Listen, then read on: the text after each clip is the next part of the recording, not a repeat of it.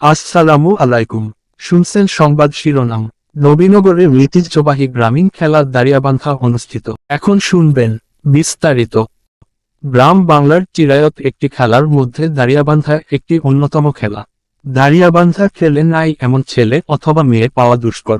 বিশেষ করে যারা গ্রামে বড় হয়েছে তারা নিশ্চয় এই খেলার সম্পর্কে ধারণা আছে। গ্রামের ছোট থেকে বড় সবাই এই খেলায় পারদর্শী ছিল।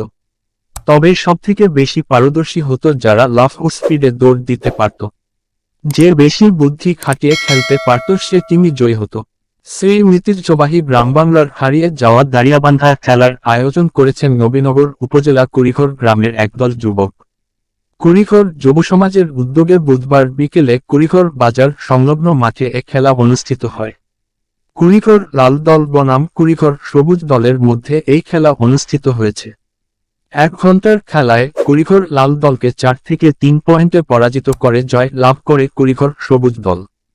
এ সময় স্থানীয়রা বলেন, কালের বিবর্তনে আধুনিকতার ছোঁয়া ও অসুস্থ পরিবেশের কারণে শিশুরা আজ জানে না দাড়িয়াবান্ধা, গোল্লাছুট, বৌচির মতো গ্রামীণ খেলার নাম।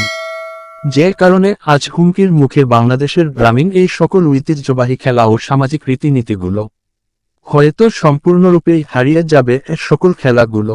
এই দাড়িয়াবান্ধা খেলা সহ গ্রামীণ ঐতিহ্যবাহী খেলাগুলো সব সময় আয়োজন করা দরকার বলে মনে করেন।